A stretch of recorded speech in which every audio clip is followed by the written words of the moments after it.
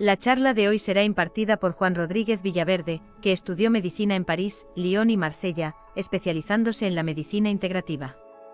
Fue el presidente fundador de la Sociedad de Acupuntura de Cataluña y de la Asociación de Acupuntura de España. Dirige el Centro de Investigación en Medicinas Bioenergéticas CITABE y fue el representante para España en la Comisión Científica Europea de Medicina No Convencional. Ha impartido cursos de especialidad médica en España, Colombia, Ecuador, Miami y Puerto Rico. Es autor de 24 libros y más de 120 artículos en revistas especializadas. Es miembro de la comunidad Bahá'í de España desde hace más de 40 años. Les dejo con la charla y muchas gracias por su asistencia. Una especie de saco de sales minerales, por decirlo de alguna manera, tenemos una parte energética y también una parte emocional. Y esas tres partes que hemos de atender, es decir, hemos de evitar las alergias, las pérdidas de energía, hemos de evitar las sustancias tóxicas que nos puedan afectar a nivel químico y hemos de evitar también los traumas emocionales. ¿Cómo lo hacemos? Tenemos dos maneras básicas. Hay lo que se llama la prevención primaria y la prevención secundaria. ¿Qué es decir prevención primaria? Cuando nosotros de esas tres componentes que hablamos, quiero mantener mi parte química, los ladrillos de los que está hecho mi cuerpo bien, básicamente va a ser la alimentación.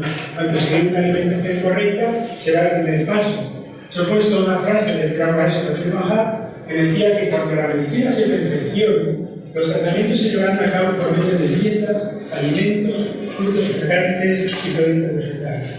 Cuando preguntamos a la mayoría de personas cuántas horas se imparte de alimentación en la facultad de medicina, 4, 6 horas también. Es decir, la alimentación, que es la base de química del cuerpo, apenas se le da importancia, ¿verdad?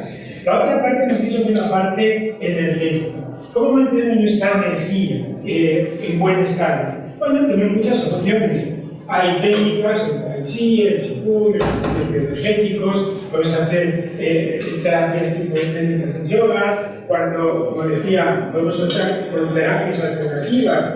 Yo, como dice el refrán, llevo las con mi sardina, ¿verdad? Como hago básicamente acupuntura, pues por la acupuntura, pero hay otras maneras, ¿verdad? De hacerlo.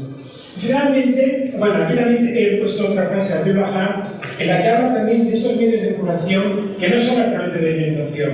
Que, por ejemplo, esa especie de magnetismo que tienen las personas cuando imponemos las manos, curiosamente, la cabeza y el corazón. Y ahora hablaremos de eso. De repente tiene la cabeza y el corazón, y a cuál tenemos que hacer más caso. Ya veremos que es más importante, en general, escuchar al corazón que no tanto a la cabeza. Bueno, hoy en día existen técnicas que se conocen como el Reiki, el Ho'oponopono, es decir, hay técnicas también de imposición de manos para, de alguna manera, equilibrar esa sensación de la persona. Realmente llegamos a la parte más compleja, ¿verdad? Que es, como dicen los argentinos, el marote, ¿verdad? El ático.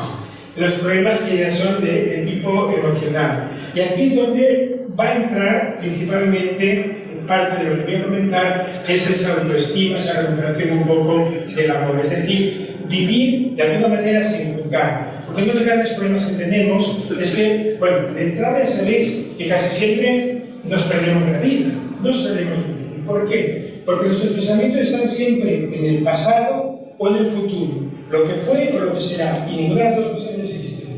El pasado nos va a inducir a depresiones, el futuro a ansiedades. Pero lo único que cuenta es el momento presente.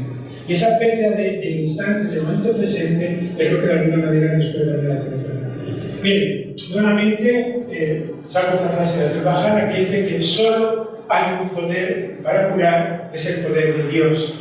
Y dice, el estado o condición mediante el cual la curación surte un efecto es la confianza del corazón. Y ahí es donde vamos a hablar. ¿Qué quiere decir la confianza del corazón? Quiere decir, de alguna manera, eso, escuchar, atender a nuestro corazón, porque vemos que nuestra mente la mayoría de las veces nos engaña.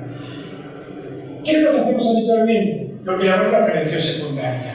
Como no existe la medicina preventiva, porque entre otras cosas tampoco sería demasiado rentable, el cliente sería enfermo y por tanto si no hay clientes, la rueda de alguna manera de mi farma no funcionaría. Entonces las personas cuando tienen problemas cardíacos, evitan no tener una segunda recaída, no tener un nuevo infarto, tener una óptica, un tipo de rehabilitación para no repetir. Es decir, que tratamos de evitar los problemas de forma secundaria. Cuando ya han ocurrido, que no vuelvan a ocurrir, pero nunca evitarlos, como decía antes, de forma...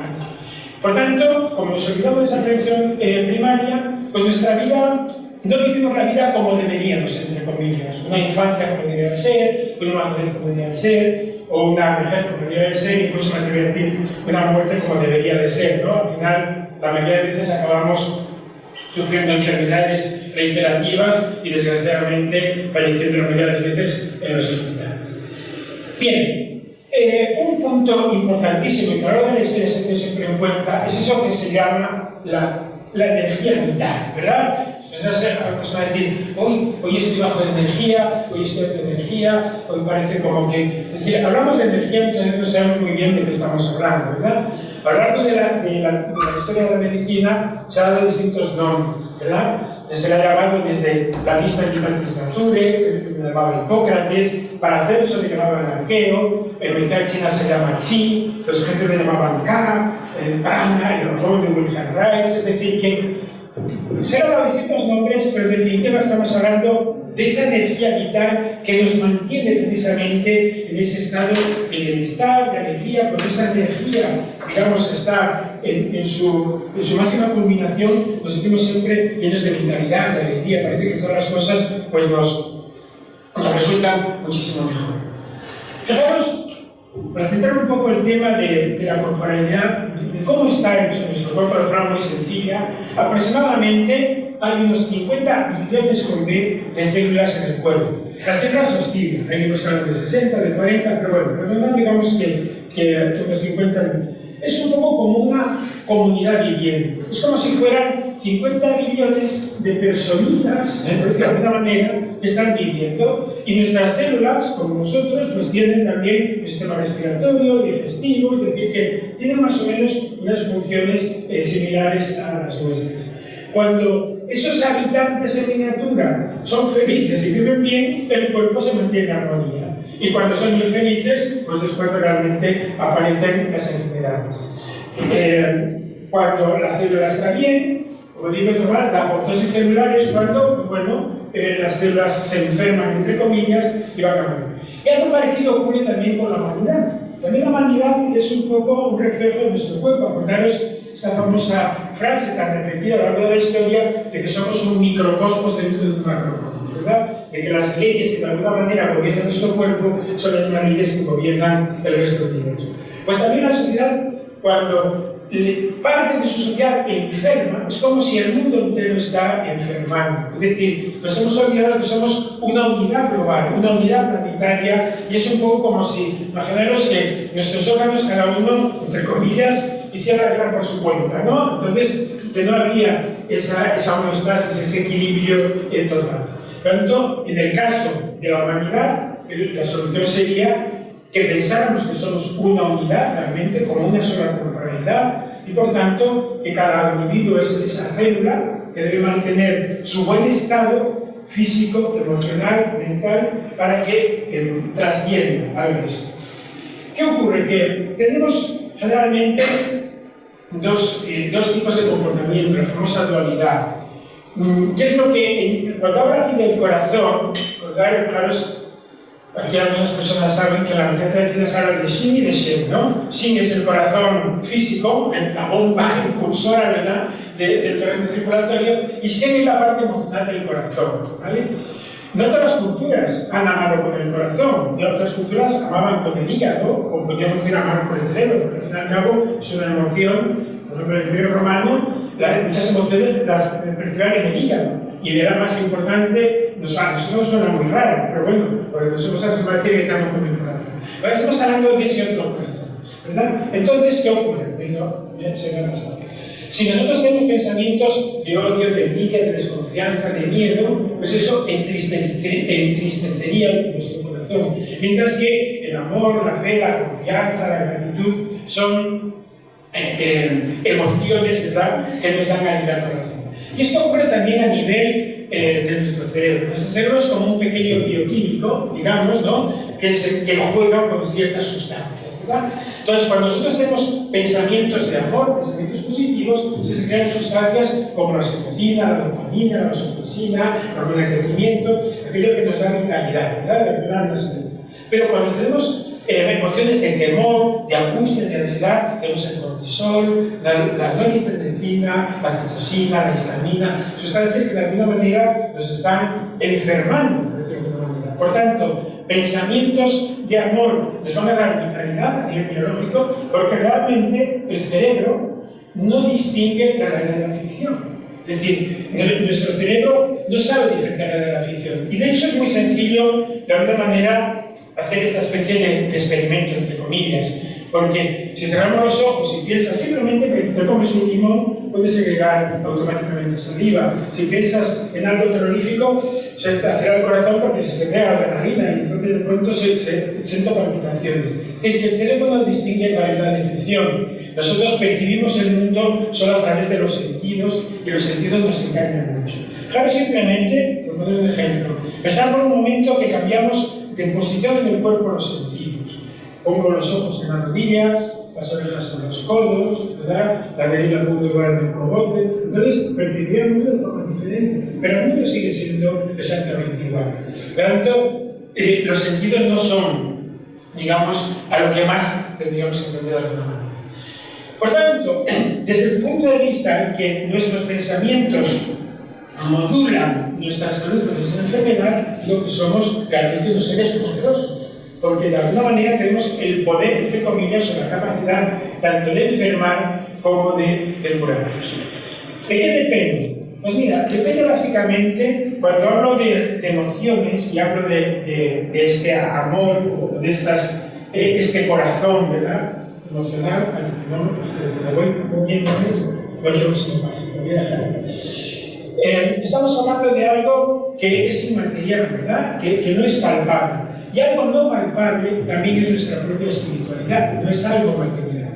Por eso, sobre todo las tradiciones antiguas, nos han pasado siempre un mensaje de este tipo, ¿no? He puesto el mensaje de Cristo, que llama al prójimo como a ti mismo, o mensajes como el famoso maestro Eckhart, que decía que si una persona es una persona grande y virtuosa, la que amándose a sí misma también ama toda la humanidad. Y solo por curiosidad, he puesto aquí las frases, fijaros, a lo largo de la historia, como todos los hombres de Dios han dicho exactamente la misma frase de otro. Desde Cristo, antes de Cristo, que hablaba de que esas almas purificadas deberán tratar a los demás como a sí mismos, o Moisés, cuando decía eso, ama a tu prójimo como a ti mismo, Zoroastro, no hagas a tu hermano lo que no sabe lo que a ti, Buda, no lastimes a los demás con lo que a ti te aflige, Cristo, amaros los unos a los otros como los hermanos, Muhammad, ninguno de vosotros es un creyente a menos que desee para su hermano lo que desea para sí mismo. Y bajo Alá se adelante la justicia, elegir a los demás, etc. ¿Veis que es la misma frase de alguna manera? Es decir, que la clave de alguna manera de mantener ese amor a sí mismo y a los demás está en no desear a los demás lo que deseamos a los demás. Claro, vivimos una sociedad un poco, digamos, lo contrario, porque desde la educación a los negocios está basado en la competitividad. El gran error de Darwin, que basó la teoría de la evolución en la competitividad, cuando toda la naturaleza está basada en la cooperación. Así que sin cooperación no hay progreso. Ese fue uno de los grandes problemas. Darwin, al fin y al cabo, yo estuve en el centro de la Universidad de Galápagos y realmente allí lo tenía un poco como un dios y se equivocó. Darwin era un cura que tenía una granja y había hecho experimentos con su granja y viajó, pero se le ha dado un poco más bombo. Esto no sé por qué se está pasando solo. ¿Alguien está contando esto? Bueno, entonces, fijaros, ¿cómo logramos de alguna manera despertar ese amor? Ahora hablaré de Carl Jung. Él hablaba de la sombra del inconsciente. Puede que sea un amor perdido, o incluso puede ser un amor que nunca ha llegado. Bueno, esto no le hagáis mucho caso a las imágenes, pueden ser familias que se rompen, pueden ser problemas conyugales, de alguna manera un desamor, por decirlo de alguna manera. Claro, el gran Carl Jung decía eso: la visión de la realidad no llegará cuando uno pueda mirarse a su corazón. Es decir, que tenemos que mirar al interior y no al exterior. Que si uno mira afuera, sueña. Si mira adentro, se despierta. ¿Y qué es esa sombra? Ahora vamos a hablar un poco de esta sombra. Claro, el problema nuestro, el problema que tenemos es que el 95%, y no me quiero decir la cifra, el 95% de nuestros comportamientos son subconscientes. Y solo un 5% es consciente. Eso no quiere decir que la mayoría de cosas que nos ocurren ni siquiera sabemos si nos están ocurriendo. Entonces, cuando uno sufre una agresión o sufre, ahora veremos un bioshock, va a quedar grabado en el subconsciente. Claro, de los 4 niveles, supraconsciente, consciente, subconsciente e inconsciente, el subconsciente está aquí como un pozo escondido. Por eso yo me llamaba la sombra. Si no nos enfrentamos a esa sombra, si no somos conscientes del problema de alguna manera, se pasan a avisarme, porque yo voy hablando y no lo veo. Es imposible que lo superemos. Es tanto como decir, hay una habitación oscura y entré a buscar algo, ahí es tan oscuro, me da miedo, que no sé, que tengo muy oscuro. Bueno, enciendo la luz y veo si hay un perro, un león o lo que sea. Es decir, si no veo el problema, difícilmente voy a poder enfrentarme a ese problema. ¿Verdad? Lo que yo llamaba la sombra. Por eso, sin enfrentarnos a esta sombra, no es posible entrar. Debemos de reconocer el problema. Ahora hablaremos de esto un poco más en detalle. Cuando decía que la mente nos engaña, es porque, aunque nuestro sentido nos engaña, pues aquí hay unos ejemplos, todo el mundo ha visto estos grafitis, las imágenes que parecen en 3D, para que no se vaya a caer, y realmente es solamente un dibujo, ¿verdad? Entonces, claro, digo, la enfermedad se manifiesta como una huella de un conflicto emocional oculto según sean las creencias de la persona. Es decir, la enfermedad es nuestra amiga, es nuestra aliada, no es un enemigo, es la que nos está diciendo dónde está el problema, es la que nos está informando de esa sombra, entre comillas. Pensar de que si no soy consciente, si no soy consciente del conflicto, no lo voy a poder resolver. Es cuando digo que es una amiga, es un poco como si de pronto suena, se enciende la alarma. Ahora está sonando la alarma. Entonces apaga la alarma, pero es que se está quemando la casa, ¿vale? Entonces apagó la alarma y la casa se quema. Durante muchas de las enfermedades es algo parecido, ¿ves? Serían todas las sinusitis, amigdalitis, son alarmas que se encienden en el cuerpo pareciendo que hay un conflicto. Si me limito a apagar la alarma, el conflicto va a continuar. Por tanto, cuando decimos eso, que la enfermedad es la que nos está informando de ese conflicto oculto, es nuestra guía, ¿no? Pero fijaros que, digo, es una adaptación temporal, ahora no quiero enrollar demasiado, pero digamos que, voy a decir muy brevemente, cómo el cuerpo es nuestro aliado. Cuando todos, los que vemos, ha tenido un niño pequeño, ha visto un niño pequeño, que ha visto que cuando está en la papelita, por ejemplo, y le entra algo que no le gusta, el niño te vomita allí y se acabó, se va a correr. ¿Por qué lo has pulsado? Son las reas y las energías, o sea, la hiporrea, no importa, son aquellas fases en las cuales el cuerpo entra en un conflicto, igualmente si es a nivel emocional. Tengo me están diciendo algo chungo y yo lo saco fuera y lo vamos a pasear, ¿verdad? El segundo problema, ¿cuál es? Cuando yo no lo saco fuera, ¿verdad? Y el cuerpo me avisa, y ahí es donde entra la psiquis, tonsilitis, amigdalitis, es decir, el cuerpo entra la alarma diciéndome, oye, hay una porquería aquí que te la quise sacar, pero no salió, y entonces se enciende la alarma. Claro, yo voy al médico, al pediatra, me lo histamínico, me lo no sé qué, apaga la alarma. El cuerpo dice, joder, pues no se entera. Entonces viene la tercera fase, la reposición. Coge la porquería que te había avisado que estaba aquí, te la voy a poner en la bolsa de basura. ¿Pero dónde te la pongo? Ahí en el patio, encima de la silla, la bolsa de bolillos de la abuela. Entonces ahí tengo los miomas, fibromas, tumores, todos son fases de deposición. Vale, hasta ahí todavía no hay mucho problema. Pero la bolsa de basura lleva 7 meses ahí y acabó fermentando y se rompió. Es cierto que se me rompa ahí, la saco, doy un manguerazo y se acabó, para que se me rompa encima de la bolsa de bolillos de la abuela. ¿Vale? Tenemos, por ejemplo, la artesia reumatoide, ¿verdad? En la cual hay un exudado de ácido úrico, láctico, etc. Se rompe la bolsa sinovial y ¿qué ocurre? Siguiente fase de generación, el cartílago ya lindo, pues su conjunción, entonces ya está. Y todo empezó cuando era pequeñito, porque hubo un conflicto entre mis padres y ese conflicto quedó como un beso caramelos, ¿vale? Lo vamos a ver en detalle más adelante, pero ya que estoy en ello, imaginaros de dónde vino el conflicto de mi artritis reumatoide cuando tengo 60 años y empezó cuando tenía 40. Porque sabéis que cuando hay un conflicto, como decía Rita Mojín, solo hay tres opciones: huir, agredir o somatizar. Tengo un problema, digo, ¿sabes qué? Ahí te queda, chao, que me una pila, ¿vale? Bueno, huyo del conflicto. Dos, agredir, y estamos peleando estos días. Y tercero, somatizo, me callo y trago, ¿vale? ¿Qué ocurre con el niño de 2 añitos? Sus padres están todo el día peleándose y él tiene una antena así parabólica, tiene 2 añitos.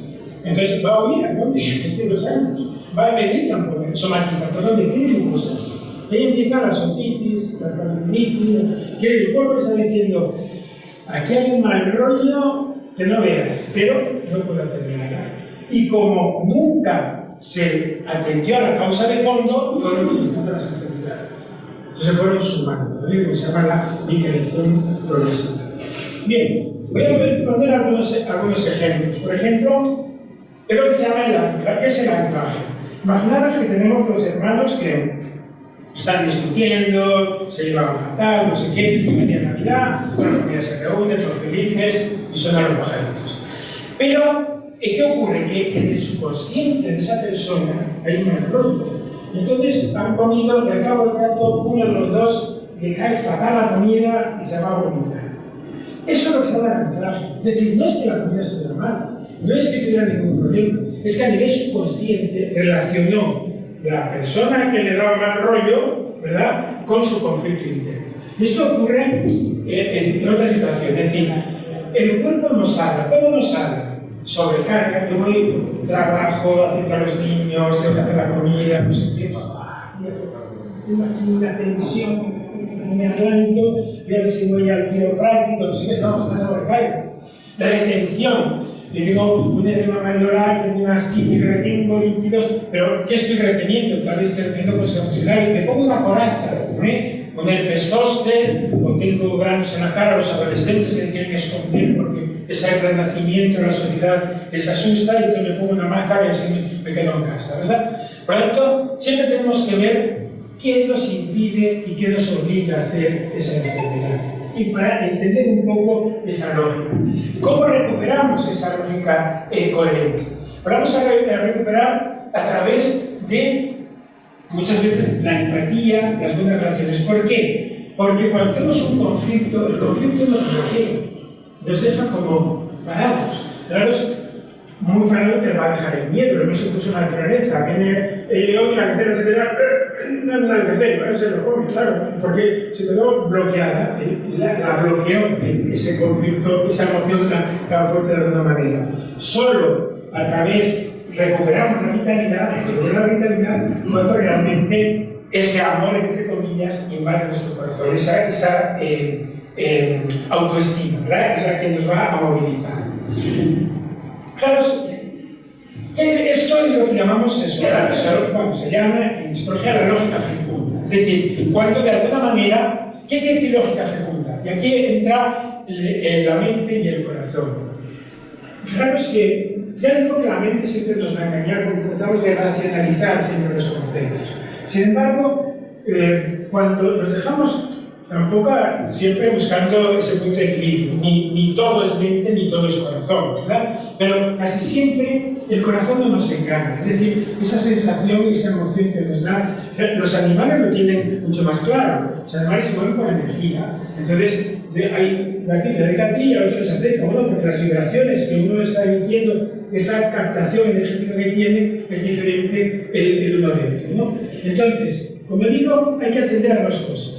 ¿Qué me obliga y qué me impide un síntoma? Por ejemplo, vamos a tener una amigdalitis. La amigdalitis, ¿qué me impide? Me impide ¿qué me obliga? Me obliga, por ejemplo, pues a no comer o me obliga a no utilizar sustancias. Por lo tanto, ahí en la lectura, ¿cuál es? ¿Qué es lo que esa persona no puede tragar? Todo lo que es el aparato digestivo, yo no trago a esta persona porque va a tener acceso, no es mi jefe, no lo trago. Entonces siempre tengo problemas, ¿verdad? O acabo incluso generando un cáncer. Claro, es que el cáncer es un de la autodestrucción, que hablaríamos, el cáncer es como un resfriado, entre comillas. Pero ¿qué ocurre? Primero, te hacen una mamografía, ves un puntito allí, no se sabe qué carajo es, pues es una mastopatía microquística, y el patólogo te dice, bueno, para que quedes tranquila, te vas a hacer una biopsia. Tú ya tienes la raca, claro, que quedes tranquila, ¿no? Ya has pensado en lo peor que te ha venido. Y el patólogo, 8 de cada 10 veces se equivoca. ¿Por qué sí? 8 de cada 10 veces, ¿verdad? Esto lo descubrieron las somas alemanas. Porque en la anatomía patológica, cuando tú le das un cultivo y ves una proliferación celular, es muy difícil saber si es benigno o maligno. Pero el patólogo pregunta, ¿y este tejido de dónde viene? No, un tipo que tuvo un accidente, no sé, no, bueno, entonces probablemente es así. Entonces hace unos 10 años en Alemania, en un congreso de oncología, las oncólogas mujeres dijeron, si en vez de tratarse de pechos, se tratara de testículos, le irías cortando los huevos para efectivamente los pechos. Y obligaron a hacer diagnóstico a domicilio. Es decir, que 3 oncólogos, los 3 confirmaran que era neurocarcinoma. ¿Por qué ocurre? Que si 8 de cada 10 veces se equivocan, el 80% de los cánceres de mama ni siquiera eran cánceres. Pero tenemos una resonancia mamaria, te evitan los ganglios, el trasplante de terapia, al final tengo que descubrir cosas que ni siquiera eran cánceres. Pero bueno, no quiero entrar más en detalle sobre esto, pero un poco para que veamos cómo funciona la historia. La postura es importantísima. Ahora mismo en Yale se está haciendo un estudio sobre la importancia de la postura del Alzheimer, cómo caminar. Yo hace unos 25 años, con el doctor Bernard Ricot de Marsella, hice un curso de posturología clínica, era cirujano traumatólogo, él operaba una hernia discal y al cabo de un tiempo operaba otra. Entonces, él descubrió la relación que existe entre el pie, los oculomotores, la ATM, el sistema vestibular para mantener esta postura. Pues fijaros, se han hecho estudios espectaculares. Por ejemplo, en Yale se cogió un grupo de estudiantes, se les ponía, se sentaban en la silla y ordenaban en el suelo y les ponían palabras positivas y negativas. Si lo miraban así, todos daban predilección a las palabras negativas. Pero si el ordenador estaba a esta altura, daban predilección a las palabras positivas. Incluso lo hacían hasta todos. ¿Qué ocurre? Que como el cerebro no sabe distinguir la realidad de la ficción, no es claro. Claro, entonces, fijaros incluso, hago un paréntesis, las personas que se hacen botox ven las cosas, ven la vida menos negativa que los demás, ¿no? Por el entrecejo. Cuando tú haces el pie diciendo, ¿tú qué decís? Esto no me huele muy bien, ¿no? Fruncimos el cerebro. Cuando no frunces el cerebro, no. Pero el cerebro solo ve que el cerebro está fruncido, no. Él no sabe de qué va la película. Entonces, ahí se les hizo, incluso hizo un estudio de poner el lápiz así, a las aplicaciones tecnológicas, el lápiz así. Ponían el lápiz así, lo veían todos, lo ponían así, hacían morritos y lo veían todo negativo. Son estudios de neurociencia, de estudios recientes en neurociencia.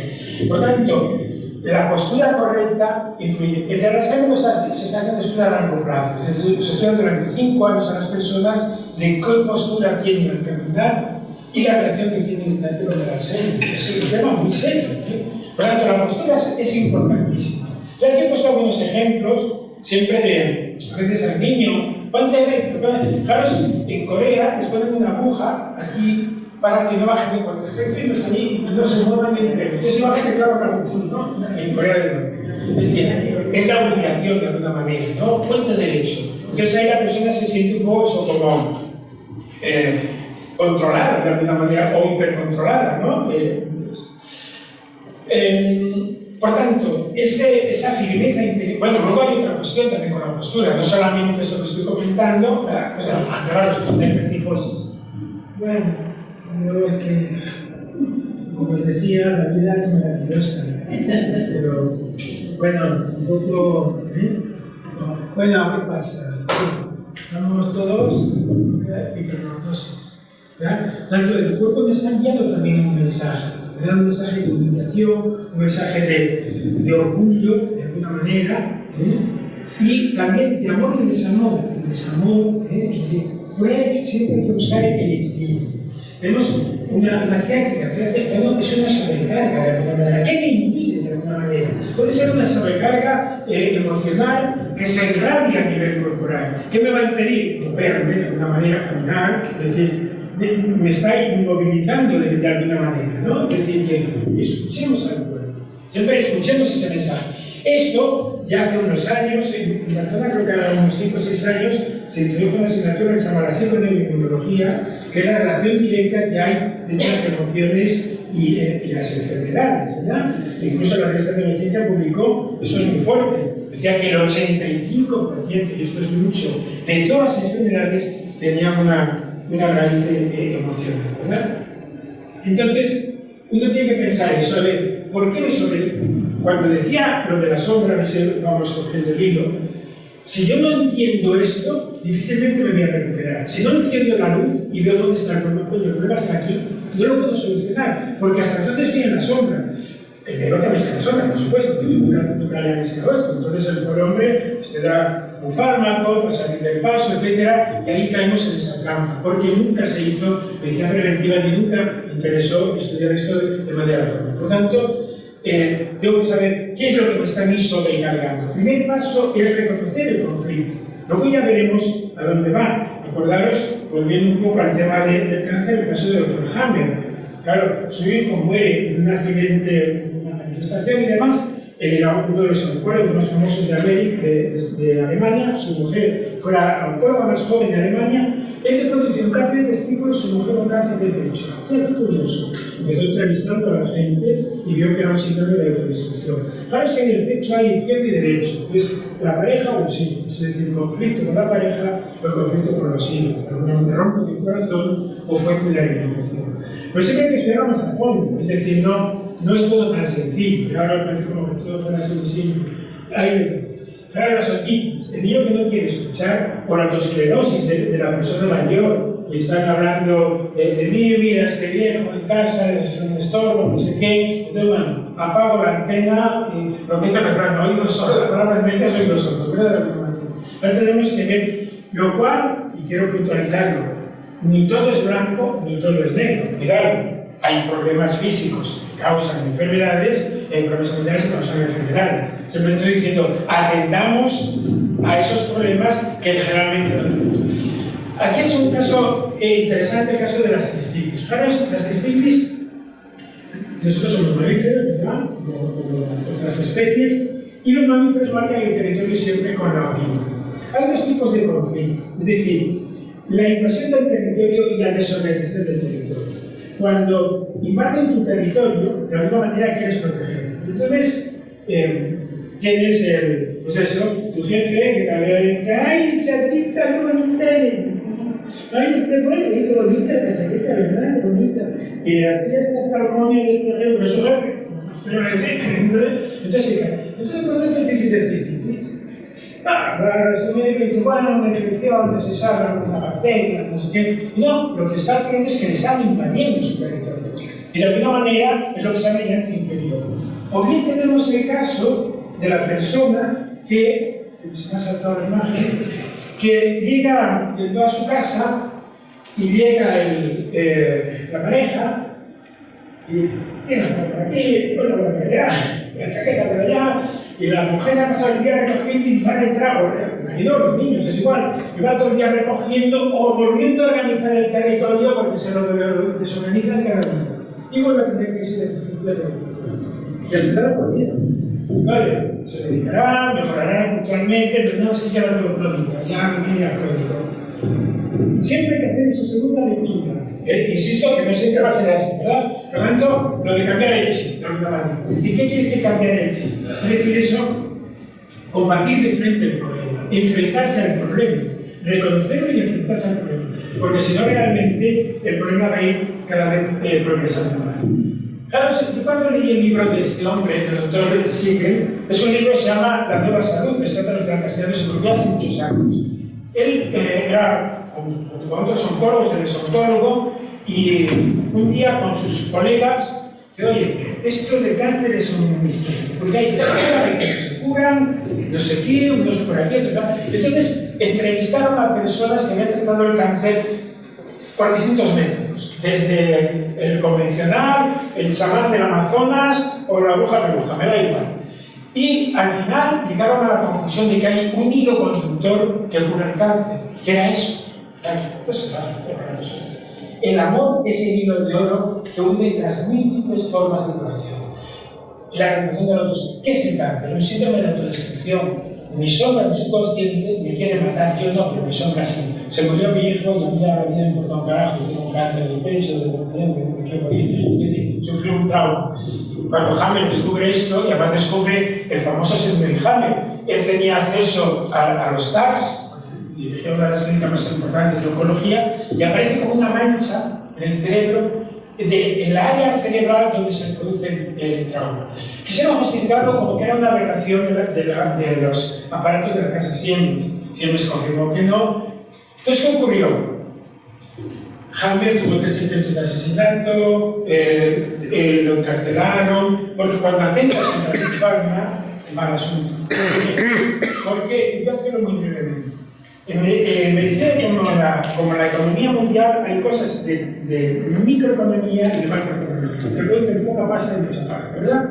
En la sociedad teníamos, por ejemplo, el gran cambio que hizo la invención del ferrocarril o la invención del automóvil. Nos estamos ahí, que la mayoría ya somos carrozones, nos acordamos de cuando antes de los A600, como ibas a la playa con la lambreta, llevaba la mujer aquí y la sombrilla, ¿verdad?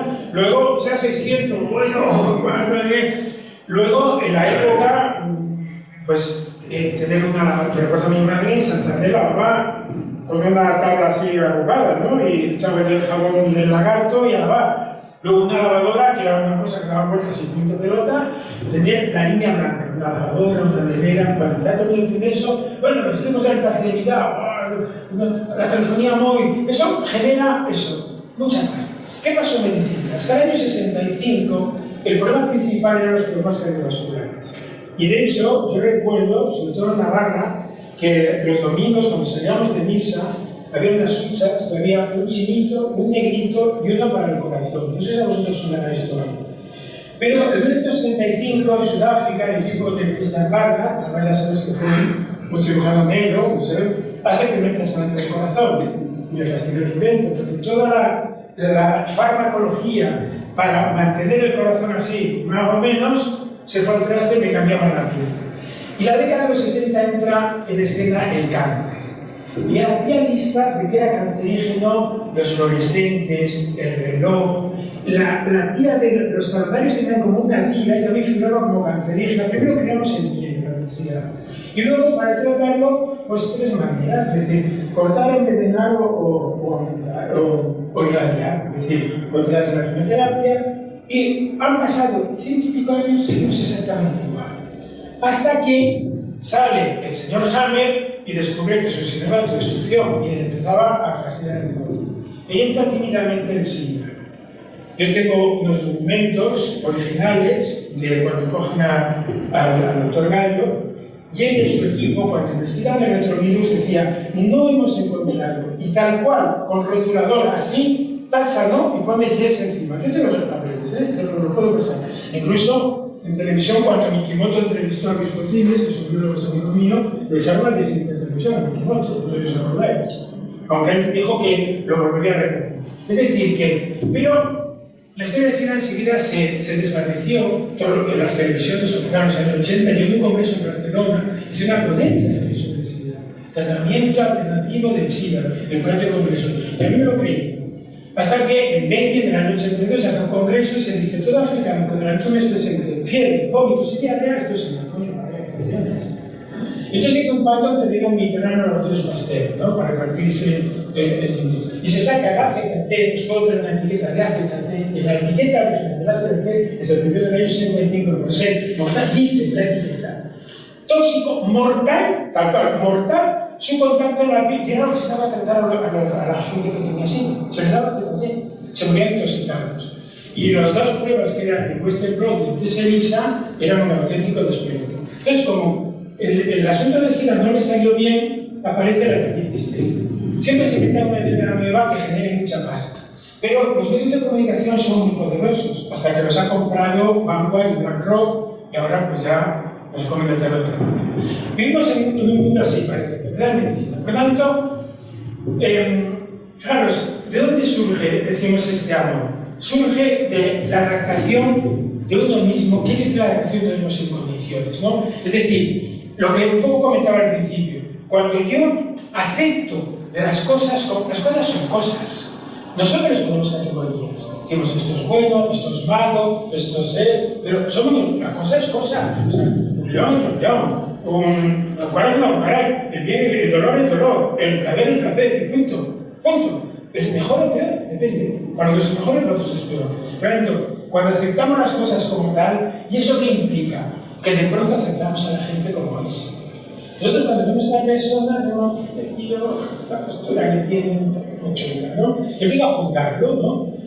Yo recuerdo una vez, hace muchos años, estaba en una reunión, y había un tipo que parecía el planeta, ¿no? Y era un premio Nobel de física, ¿sabes? Trataba 100.000 cosas, pero el tipo iba con unos shorts, unas amarretas, medio despeinado, bueno.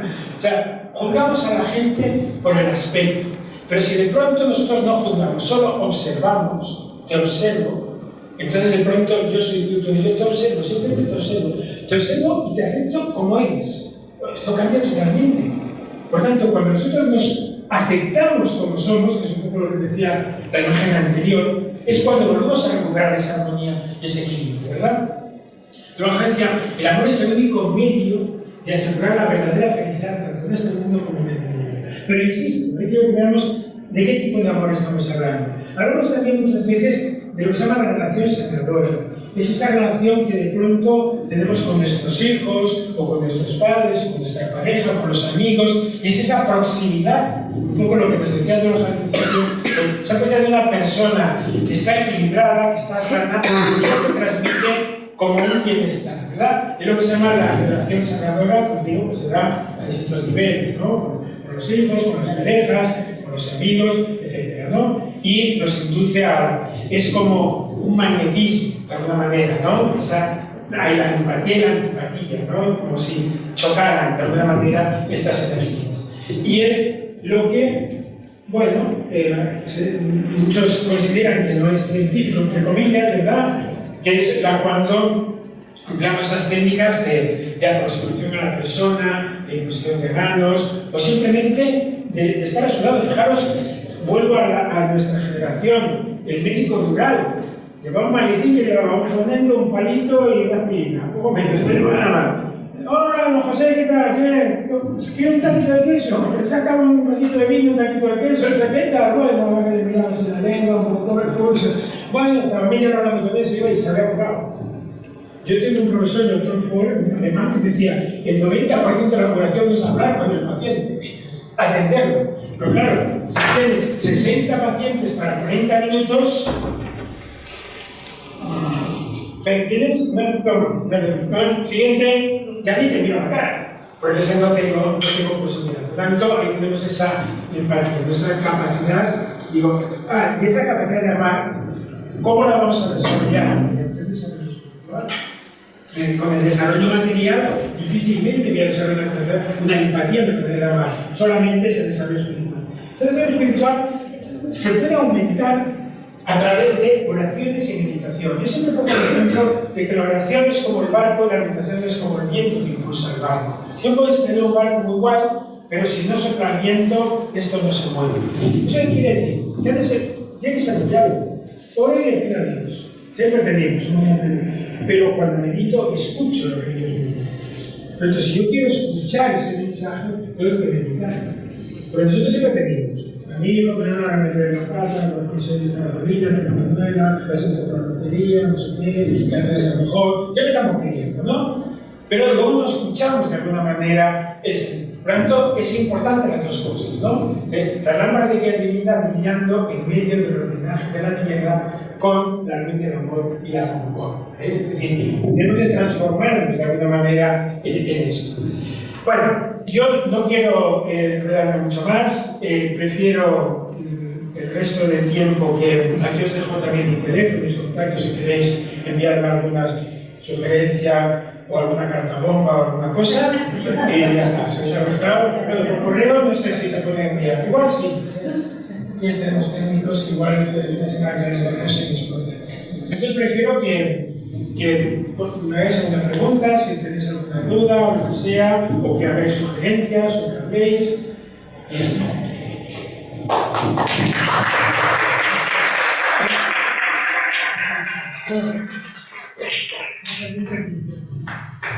Muchas gracias, Juan. Bueno, espero que...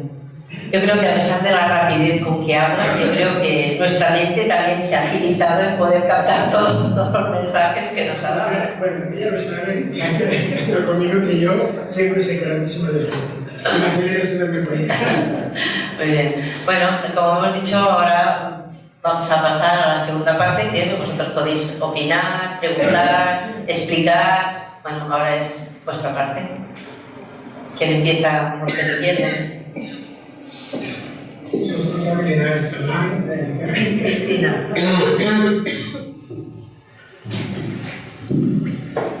Bueno, gracias por la charla, ha estado muy bien, has dicho muchas cosas que a nivel profesional conozco y bueno, es la importancia que tiene el inconsciente en nuestra vida. Y yo hace muchos años leí un libro que me enseñó mucho, que se titula... No, La enfermedad como camino. Hecho por dos alemanes, muy bueno, que explica bastante bien cómo funciona lo del inconsciente. Porque todos en la vida hemos experimentado, ¿no? Yo tengo miedo a una cosa, ¿no? Y cuando te explican, es que tú de niña te pasó tal cosa, en ese momento que tú puedes hacer, vincular un hecho traumático pasado en la infancia, de la que no tienes recuerdo, pero tu inconsciente sí, con una información que eres adulto y puedes... Eso hace que hagas conciencia en aquel momento. Ay, entiendo, esto viene de aquello. Entonces, el inconsciente no tiene que volverte a recordar que eso está ahí. Claro, eso pasa en pocas ocasiones. Por lo tanto, lo que has dicho del trabajo de introspección, de observación básico, es muy importante. Yo soy psicóloga. Entonces, yo hace muchos años que enseño a las personas a no juzgar, sino a observar. Porque a la que juzgo, ya está. Mi mente ya está ahí trabajando y yo misma me sitúo fuera del punto de equilibrio, para entendernos, ¿no? Observar, captar lo que el corazón puede captar, no la mente. Es un trabajo, bueno, estaría yo también hablando mucho rato, pero no es lo que quiero ahora. Pero sí que le demos la importancia de amarme a mí mismo, significa darme tiempo a mí mismo.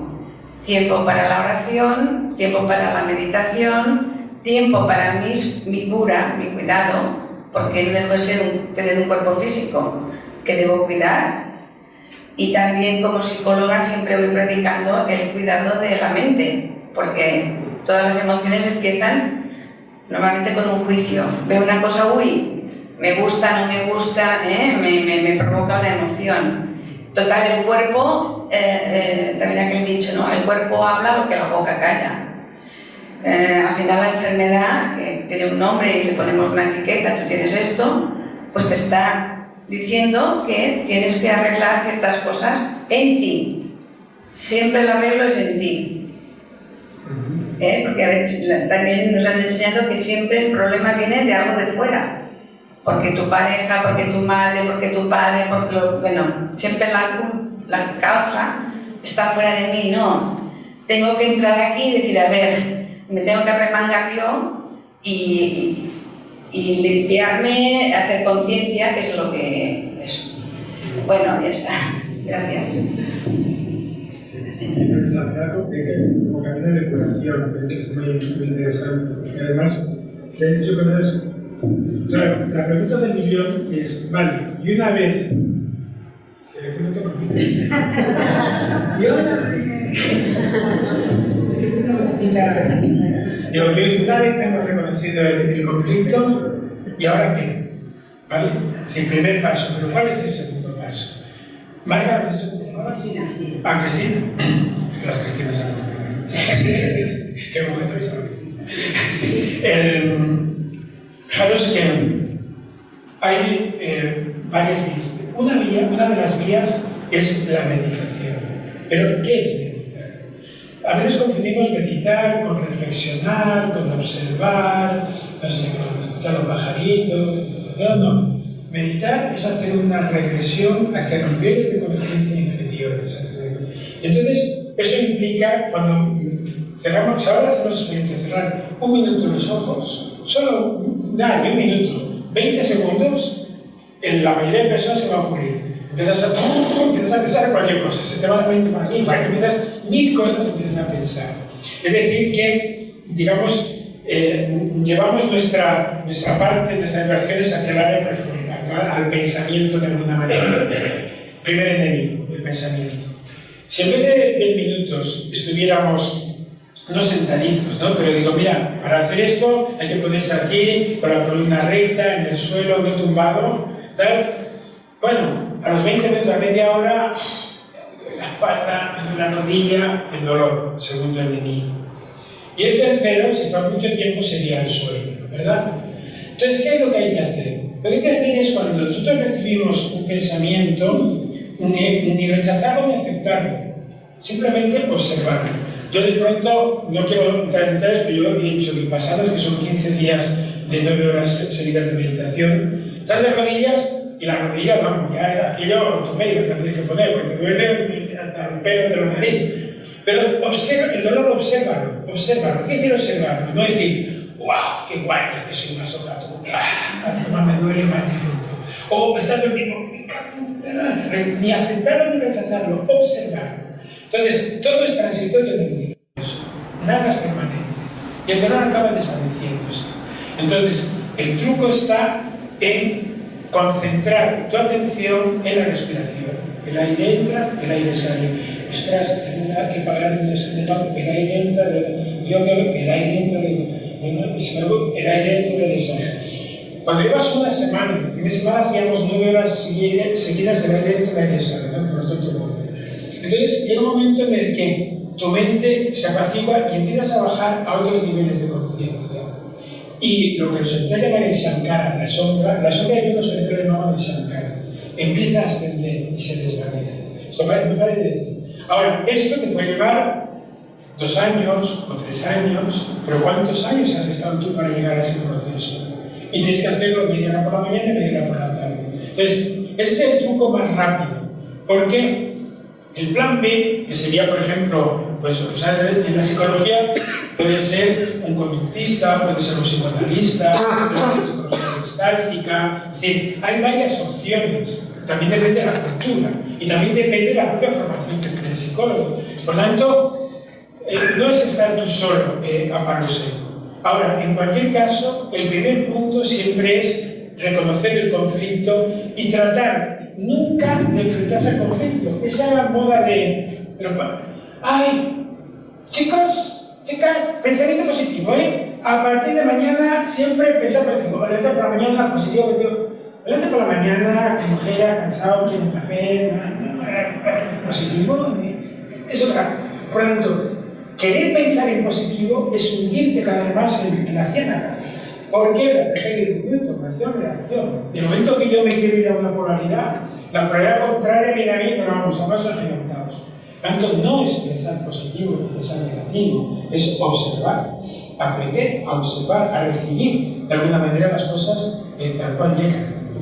Entonces, estos libros, la verdad, como el camino, que son muy recomendables, sin duda alguna, nos abren un poco los ojos a esto. Ese fue uno de los primeros, ¿no? De los que hablaba Alejandra como camino de curación, no como el enemigo a atacar. Nos daba esa serie de consejos, ¿no? Decir, bueno, pues de alguna manera mira el camino de esta manera y podrás llegar un poco a la vida. Bueno,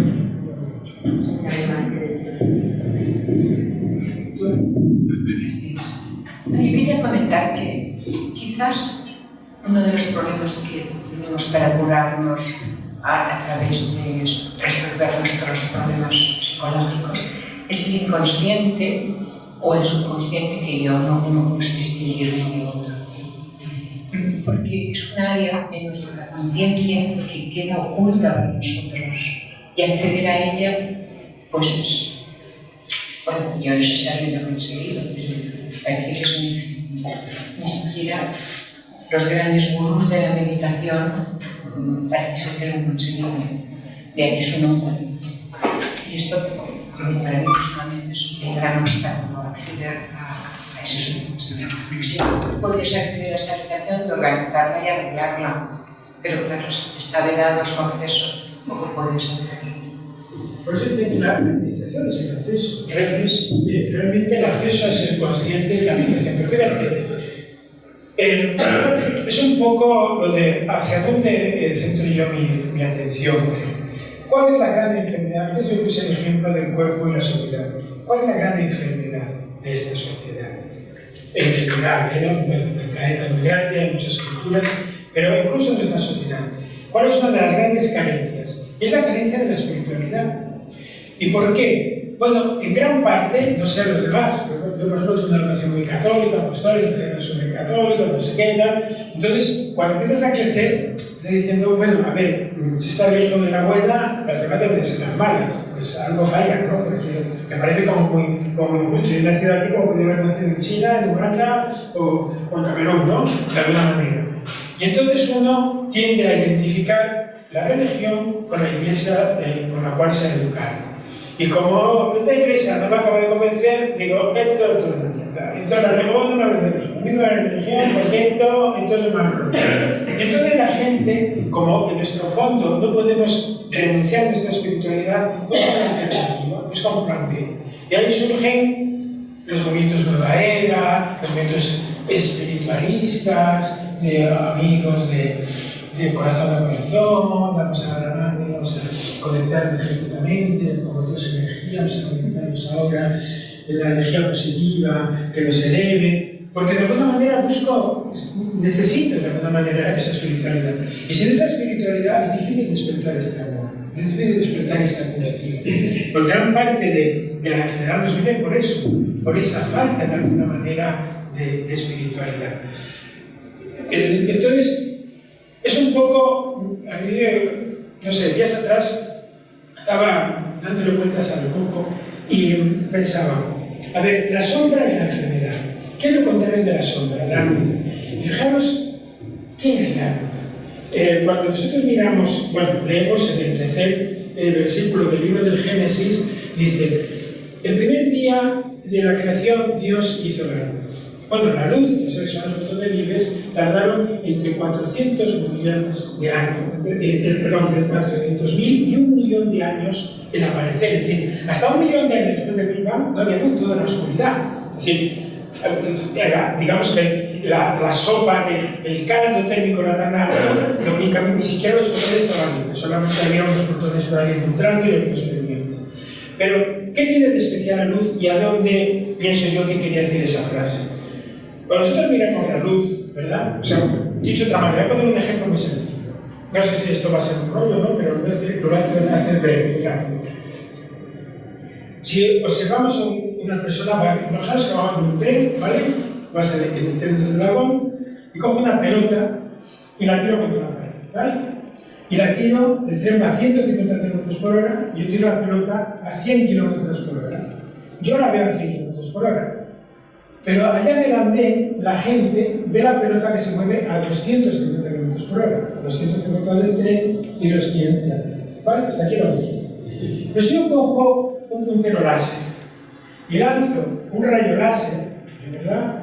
A velocidad de la luz 300.000 km por segundo, pues tendría que sumar 300.000 km por segundo más los 150 km del tren. Pero no. La luz siempre se mueve igual. Se han hecho muchos experimentos, se puede estudiar en detalle, distintos físicos, ¿verdad? Que han intentado hasta que llegó Alberto una piedra, el famoso Albert Einstein, ¿no? Einstein en alemán es una piedra, eso tiene una piedra, y dijo, la luz siempre se mueve a la velocidad de la luz. Dijo, no puede ser. Esto es una pregunta, ¿cómo puede ser? La luz siempre se mueve a la velocidad de la luz, porque siempre hay que sumarle otras velocidades. Ahí es donde surgió de la relatividad y lo que variaba era el tiempo. No te voy a entrar en eso. Entonces, ¿qué ocurre? Que cuando yo miro la luna, la luz de la luna tarda un segundo en llegar. La del sol tarda 8 minutos. La de Marte tarda 20 minutos. Si la luz de Alfa Centauri, la estrella más próxima, tarda 4 años y medio en llegar a la Tierra. Pero para la luz es instantáneo. Es decir, para mí tarda 8 minutos la luz del Sol, pero para la luz en sí misma no. Es decir, la luz es atemporal, está simultáneamente en todas partes y se mueve de forma instantánea. ¿A qué nos recuerda esto? Algo que sea atemporal y eterno a la eternidad. Bueno, pero lo que yo pienso es que en el libro de Génesis, cuando decía hágase la luz, era como si Dios se puso de manifiesto en forma de luz. Y siempre que hablamos de la luz, de iluminar, etc., estamos hablando de algo divino, entre comillas. No esta luz, que no deja de ser electrones, ¿no? Un campo electromagnético, sino la luz como símbolo. Entonces, solamente nos vamos a iluminar, vamos a iluminar esa sombra si nos aproximamos a la divinidad.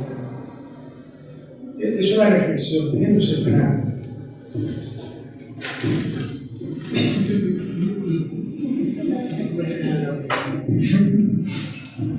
Has hablado, o hemos entendido, o he entendido yo, de que el amor cura, ¿vale? También hemos hablado del cáncer. Todos nosotros conocemos personas pues, que han pasado por momentos difíciles, que han tenido que luchar con esta enfermedad. ¿Qué les dirías a las personas que están luchando con el cáncer? ¿Cómo pueden utilizar ese amor para su curación? No sé si me explico. Tú vas con sangre, ¿eh? Ella pregunta, ¿qué hace la niña? Y bueno, yo como organizo esto, hago la pregunta más difícil. Es complicado. Bueno, primero quiero aclarar que no todos los cánceres, como en todas las edades, tienen una origen emocional. Que tú entras en una central nuclear, te irradias y vas a tener un cáncer. Es decir, que por eso decía que ni todo es blanco ni todo es negro. Siempre digo, en medicina nunca 2 y 2 son 4, puede ser 5, 8 o 3. Es decir, porque somos básicamente personas, eso también es muy importante. Entonces, cada persona es como un mundo aparte. Y lo que afecta a la persona no tiene por qué ser lo mismo que le afecta a otra persona. En el caso de lo que es el cáncer, yo recuerdo hace prácticamente 40 años, con Frederick Villas, que era un médico que venía de Alemania, no tenía una gran idea del tratamiento del cáncer, era había estado en el Lucas Clinic de Arlesheim. Arlesheim es la frontera entre Suiza y Alemania, es una clínica especializada en tratamiento del cáncer con métodos naturales, sobre todo con el Biscuit de Rudolf Steiner, ¿no? Steiner descubrió que en los árboles, una especie de cáncer de los árboles, es una especie de muérdago que crece en distintos árboles, ¿no? Y, bueno, es un muérdago, ¿no? En realidad. Entonces, ahí lo que se hace es que nosotros sacamos muestras de sangre a la persona, la enviamos a la Lucas Clinic, esperamos un patrón de tratamiento, vamos al tratamiento. El primer paso que daban es, si te ingresan en la clínica, 40 días estás haciendo una especie de ayuno durante 40 días. Fijaros, ¿por qué 40, no 30 o 20? Las famosas cuarentenas. Los cambios biológicos tardan 40 días en producirse. Entonces, estás durante 40 días con una especie de jugo, de zanahoria, remolacha, no sé qué, tal, haciendo esa gran depuración. Y paralelamente tratan con el iscador, ¿no? Que es la viscoterapia, lo que dicen los laboratorios Veleda, ¿no? Ese producto se llama iscador. Entonces ahí generalmente la parte, digamos, física te queda bien, porque además ya sabéis que el cáncer solo se prolifera en zonas ácidas y no alcalinas, es decir, un medio alcalino es imposible que recubrirse una bacteria viva. Una zona oxigenada, limpia y alcalina siempre estará sana. Pero ¿qué ocurre? Que cuanto más guarra está la zona y más oxidada y más ácida, más van a proliferar este tipo de sustancias. Hay muchos... Entonces, claro, alcalinizar el cuerpo va a hacer depurar. Entonces, ¿ahí qué ocurre? Que la parte, digamos, física te queda muy bien. Si solamente tu problema de la misma manera físico, pues vale, estarás curado. Luego viene la parte emocional. ¿Qué ocurre? Que en el año 60 y tantos se inventó la palabra psicosomático y fue un chollo para la medicina, pero cuando no tengo ni idea de lo que tienes, pues bueno, A ver, imaginaros que bien, no, mire, es que tengo problemas digestivos, no sé qué, bueno, tengo un tratamiento. Vale. Por eso, como me mire, entonces yo es que esto me ha recetado, me ha caído bien, como lo he visto, no soy yo. Bueno, mira, yo para salir de duda, mejorarte tropecientos análisis, y te voy a mandar al mejor especialista digestivo del mundo. Y vas, me gastas ahí 1.000 euros ya. Al cabo de 3 meses vuelves y es que la verdad no. Si soy el mejor del mundo, ¿cómo que no? Pero bueno, entonces ya para quedar bien y justificar la pasta que te he sacado, digo, pero bueno, a ver, señora, usted últimamente que tiene algún problema emocional y está. Bueno, claro, yo es que ahora, mira, mi marido se dio su trabajo, no sé qué, su problema es neurológico, no me recuerdo. Yo me comencé, tú vas al neurólogo, pasa el tiempo, te conozco con la vecina, ¿qué tal? Bueno, me han dicho que el problema es de nervios. Ay, mira, chica, igual que yo, ¿eh? Entonces, ¿qué pasa? ¿Dónde está el problema? Bueno, hay varios problemas. Uno, muy sencillo. Vosotros sabéis que de la columna, la médula, salen una serie de raíces nerviosas, ¿verdad? Una es motriz y otra es sensitiva. La motriz va al músculo, ¿verdad? Miotoma, y la sensitiva conecta con el ganglio y envía terminaciones, puntos a distintas partes. Una a la pieza, el hematoma, otra al órgano, el enterotoma, otra a la arteria, el angiotoma, etc. Es como una caja de empalmes. ¿Qué ocurre si, por ejemplo, la décima vértebra dorsal, que tiene que ver con el sistema digestivo, está subdorsal? Es decir, por la posición se ha desplazado un poquito y está molestando al medio, solo molestando. Como las señales personaje de ida y de vuelta, ¿verdad? El cerebro, pues cuando llega, dice, aquí hay algo chungo. Y le está diciendo a las 24 horas del día al cerebro que hay algo chungo, y ese algo chungo conecta con el estómago. Cuando te lo han mirado, estaba perfecto. Tu problema es emocional, tu estómago está bien, pero ¿qué es lo que no detectan los potenciales los aparatos?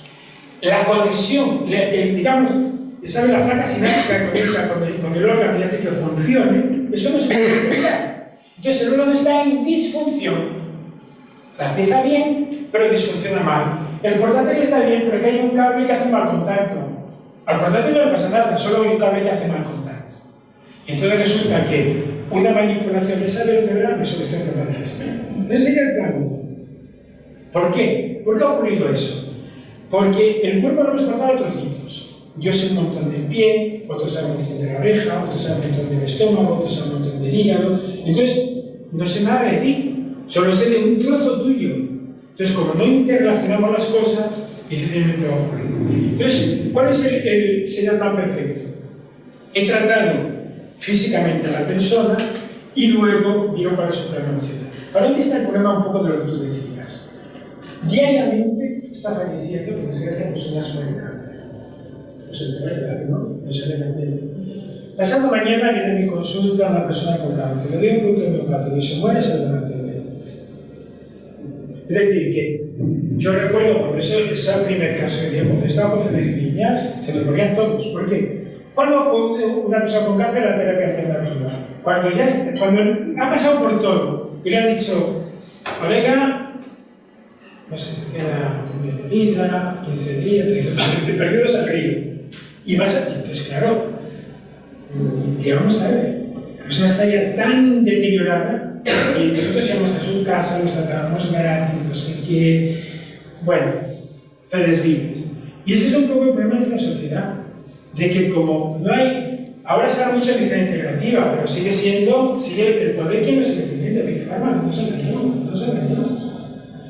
Entonces, mientras el poder siga estando ahí, en que el cliente es el enfermo, y yo tengo, todos los tratamientos son paliativos, te curo y pierdo un cliente.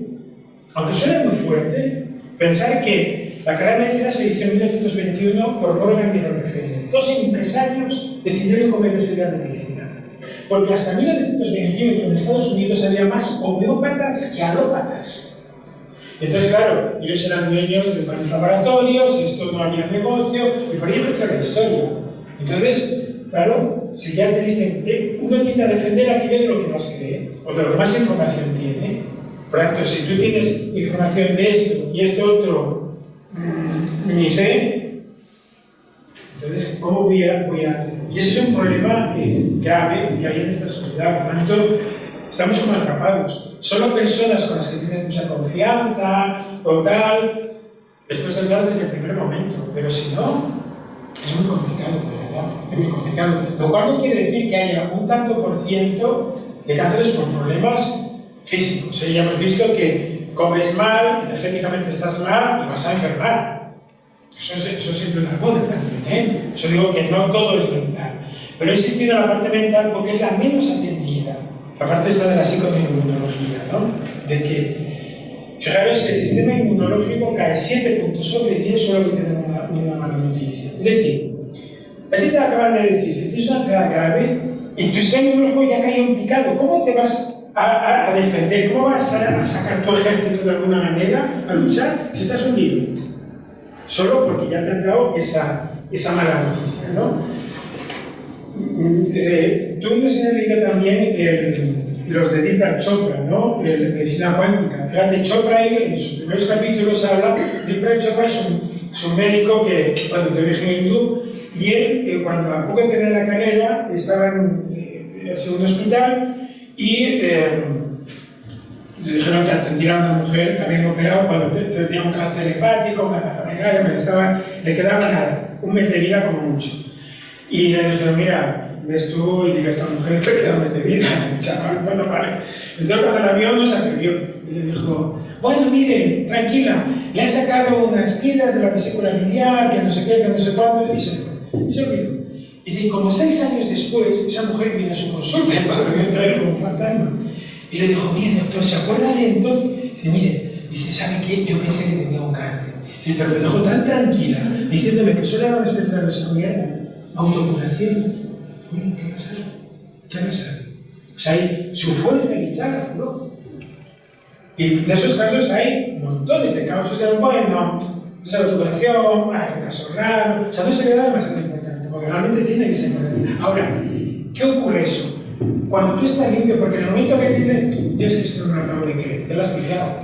Pero esa mujer se lo creyó a pies juntillas, como se. Y pasa con los niños, ¿no? O sea, yo recuerdo, nosotros cuando eran pequeños íbamos en el coche se mareaban. Entonces teníamos la piedra antimaria, ¿vale? Entonces yo paraba y vamos a buscar la piedra antimaria. ¿Para qué? No está, no. Ahí es esa. Cogía la piedrita y ya no se mareaba. Ya iba a venir todo feliz. Esta parte, si esta, uy, qué bien, mi piedrecita. Vale, porque el niño todavía tiene esa inocencia de alguna manera. Entonces se lo creía y automáticamente su cuerpo se equilibra. Claro, esto con una persona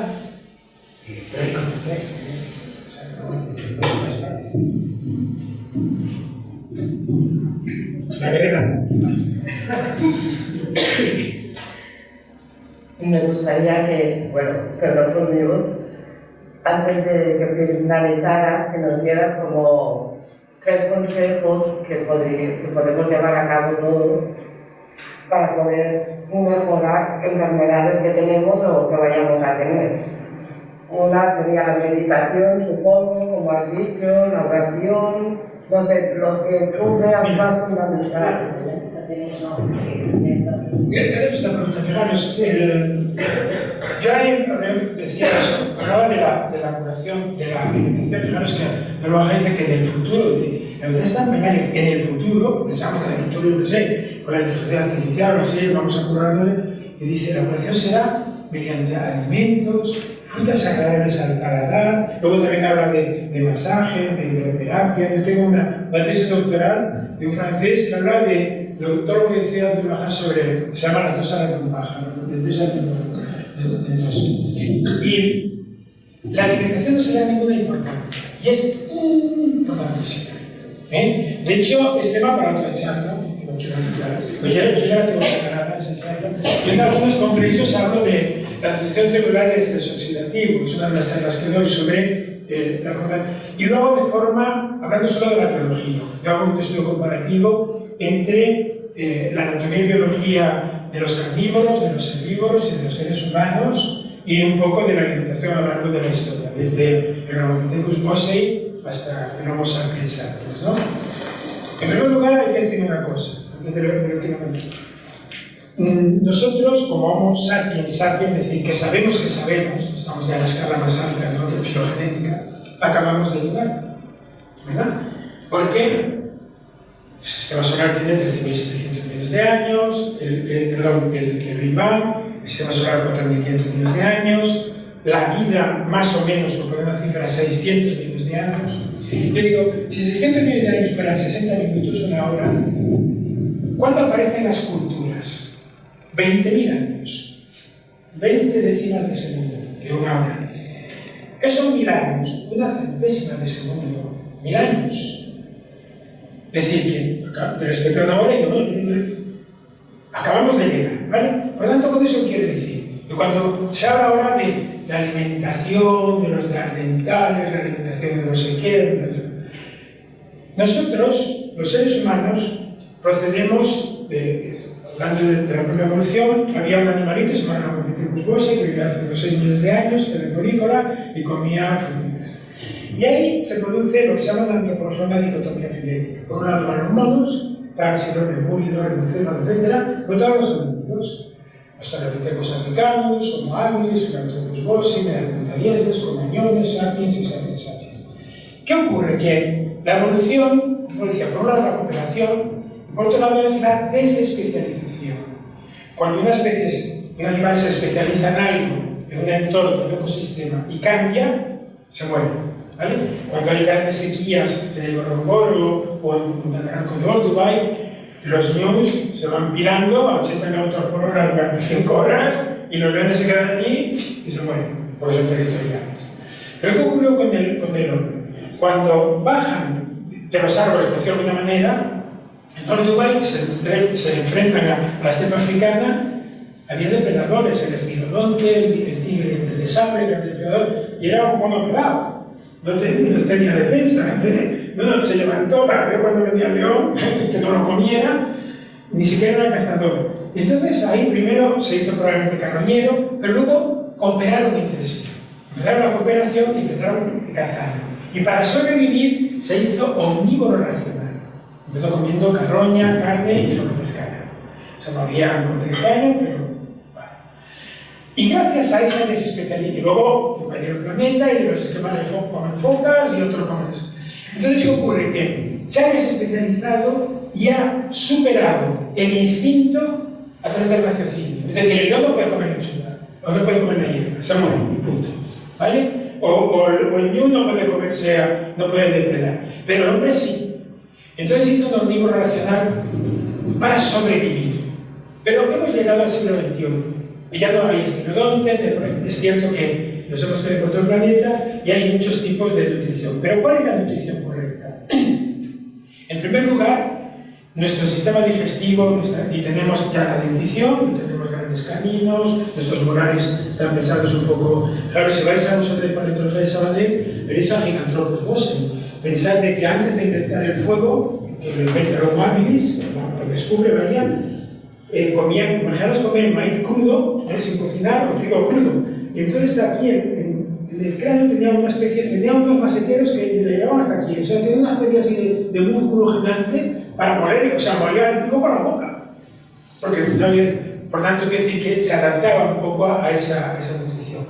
Entonces, nuestro sistema digestivo, primero, no está adaptado para comer carne. El sistema digestivo de un carnívoro es muy corto y enseguida tiene deposición para evitar las toxinas. Esto es muy largo, ¿verdad?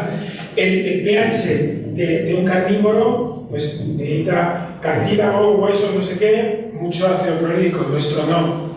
Y uno de los grandes errores y el primer consejo de la nutrición es que la luz está encendida o apagada. Mercado, ¿puedes encender y apagar al mismo tiempo la luz? ¿Cómo? Lo que está encendida y apagada al mismo tiempo. No, la encendida está apagada. Entonces, ¿qué ocurre? Que alimentos ácidos son los productos derivados de alcálicos. Alimentos alcalinos serían los hidratos de carbono. Si yo como algo alcalino, mi estómago se adapta a algo alcalino, no hay problema. Si como algo ácido, más o menos algo ácido, no hay problema. Pero ocurre si yo como un bocadillo de jamón, como canelones con carne, como pollo con patatas, pollo con arroz, así, ¿no? Pues que ácido alcalino, polio. El proceso digestivo se ralentiza, pasa el duodeno, ya todas las enzimas proteolíticas y demás, y se causa una encefaloma, o sea, en caca, hablando claro, y no puedes metabolizar. Y eso es algo que se hace cada día. Segundo problema, la leucocitosis digestiva. En la naturaleza no hay manzanas al horno ni pollo al gas. Todo está crudo, ¿verdad? Todo está crudo. No sé si alguien recuerda Luz de la Selva de Sabadell. ¿Suena alguien Luz de la Selva? No sé nada. Yo pasaba muchas plantas cuando yo murió hace cientos de años. Cuando era adolescente pasamos a café con él, era por dibujo. Entonces, incluso hace muchos años descubrieron en los hospitales que eran analíticas que había gente que se le disparaban de forma tremenda los leucocitos y otros no. No sabían qué ocurría. Y es que cuando tú tomas algo cocinado, así sea una manzana al horno, el sistema inmunológico lo detecta como un enemigo, como algo que no es natural. Y se pone en alerta. Probablemente no pase nada, pero si tú cada día llamas a los bomberos, oye, que se quema la casa, y llegan y dicen, oye, tía, ay, es que me he equivocado, que se quema la casa, y el bombero está más tamaño de ti. Es decir, estamos teniendo un desgaste inmunológico. ¿Cómo lo evitamos? Si incorporamos un 55% de crudo. Una carne ensalada con la comida. Evita la leucocitosis digestiva. Sería el punto número 2. Es decir, competencia de alimentos, introducir algo crudo. Y los tres grandes enemigos, y con eso acabo, de la alimentación. Tres grandes. Uno, todo tipo de carne de cerdo. Hay una tesis doctoral de un profesor de la universidad, que no lo tengo, que hizo un estudio de por qué las grandes religiones prohibían ciertos alimentos. O sea, a punto de que los musulmanes, o sea, la alimentación kosher de los egipcios, o los haram de los musulmanes, incluso el cristianismo, ¿no? También había mención de la carne. Imaginaros que, esto lo descubrió el doctor Hans Rekebeck en el año 45, los elementos subtóxicos y cancerígenos de todo tipo de carne de cerdo. Desde el jamón pata negra, 5 estrellas, cuidados con música de Mozart y bajo el olivo, hasta el marco. Hay esas sustancias, y él habla de muchos casos y demás.